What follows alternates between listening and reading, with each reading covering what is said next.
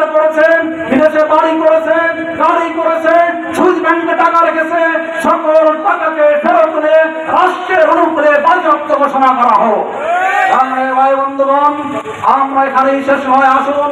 ইসলামী আন্দোলন বাংলাদেশ আমরা কেমন নেতা নেতৃত্বে কাজ করি এটা আমাদেরকে খতিয়ে দেখতে হবে, এটা আজকে আমাদের চিন্তা করতে হবে। আমাদের নেতারা কেমন নেতা, যিনি রাজপথে যখন নামেন তার কর্মীদেরকে পিছনে রাখে, অর্থাৎ কোন বুলেট আসবে, কাতানে গাছ আসবে, টিয়ার সেল আসবে, আবার বুলেট আসবে, যা আসবে নেতার বুক আগে বিদ্ধ করবে, এরপরে কর্মী রূপে বিদ্ধ হবে। আমার নেতার নির্দেশনা, আমার নেতার নীতি। কেন এই নীতি? আমরা জানি মদিনাতুল মুনাওয়ারায় একটি রাত্রে হঠাৎ করে বিকট বর্ষণ হলো, শব্দ হলো, সমস্ত মদিনাবাসী আবাল বৃদ্ধ বনিতা মুসলমান সকলে দরজা বন্ধ করে ভিতরে ইয়ানফসি শুরু করে দিল।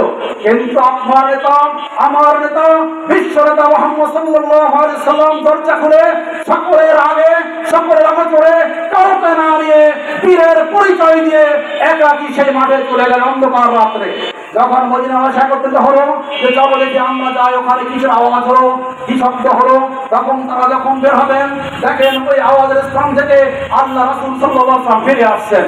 উনি বললেন, আমি দেখে আসছি, তোমাদের কোনো ভয় নেই, তোমরা যাও, তোমরা নীরবে, নিস্তব্ধে, নিঃসংকোচে তোমরা ঘুমায়ে পড়ো, কোনো সমস্যা নেই। এই মহান নেতার নেতৃত্বে আর অনুসরণে আজকে পীর সাহেব চৌধুরীর নেতৃত্বে সারা বাংলাদেশে ইসলামী আন্দোলন বাংলাদেশকে এগিয়ে যেতে হবে। আসুন, এতদিন আমরা আমাদের নিজেদেরকে গড়েছি, আজকে রাষ্ট্র করতে হবে। এখন রাষ্ট্র করার দ্বিতীয় প্রত্যয় নিয়ে আমাদেরকে এখান থেকে যেতে হবে। বন্ধুগণ, আমরা দেখলাম 5 আগস্টের পরবর্তী সময়ে অনেক রাহাজানি, অনেক রকমের চাঁদাবাজি, অনেক রকমের দখলদারিত্ব আবার শুরু হয়ে গেছে। আমরা এটা কামনা করি না, আমরা বরদাস্ত করবো না ইনশাআল্লাহ।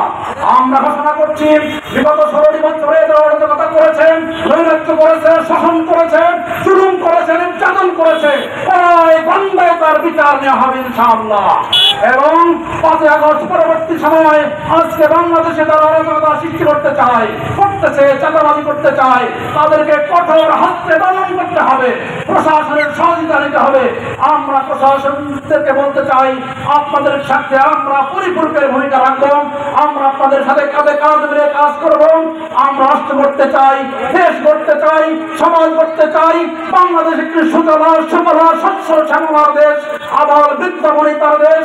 এখানে আমরা বিশ্বে খ্রিস্টান মতন খ্রিস্টান একটি দেশ হলো বাংলাদেশ।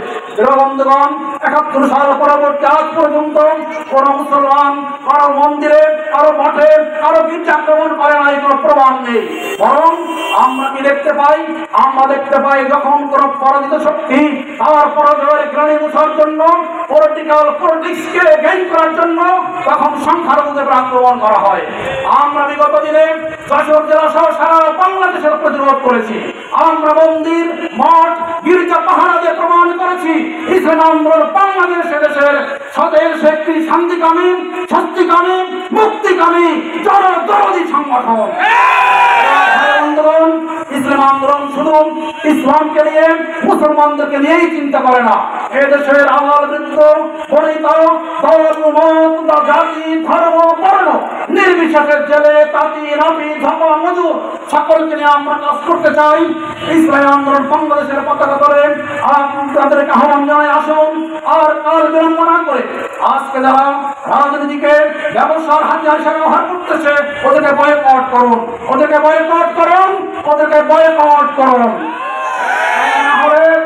তা না হলে দেশকে শান্তিতে বসবাস করা যাবে না, দেশের সম্পদ রক্ষা করা যাবে না। মনে রাখতে হবে, দেশের সরকারি সমস্ত সম্পদের মালিক দেশের 18 কোটি জনগণ। এটা বলে গেলে চলবে না। আপনি যেমন আপনার প্রত্যেক সম্পত্তির দাবিদার, আপনি নাগরিক হিসাবে বাংলাদেশের প্রত্যেকটা ইটের দাবিদার আপনি।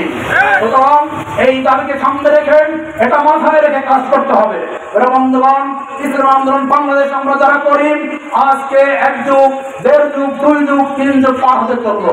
আমরা কিছু পাই নাই, তাই বলে আমরা আশাও ছেড়ে দেই নাই। কেমন আশা ছাড়ি নাই? প্রিয় বন্ধুগণ, আমরা যে আপনাদেরকে প্রশ্ন করি যে আসুন আজীবন আজকে 7 বছর থেকে শুরু করে আজকে 90 বছর হায়াত করে আপনি যে সারা জীবন নামাজ পড়েছেন, রোজা রাখছেন, হজ করছেন, সংগতি হলে যাকাত দিচ্ছেন, কালেমা পড়েছেন, বলুন তো আপনি নামাজের কি জাযা পেয়েছেন, হজের কি প্রতিদান পেয়েছেন, যাকাতের কি প্রতিদান পেয়েছেন? উত্তর দিবেন কিছুই পাই নাই। তারপর আমরা হতাশ না। কেন হতাশ না?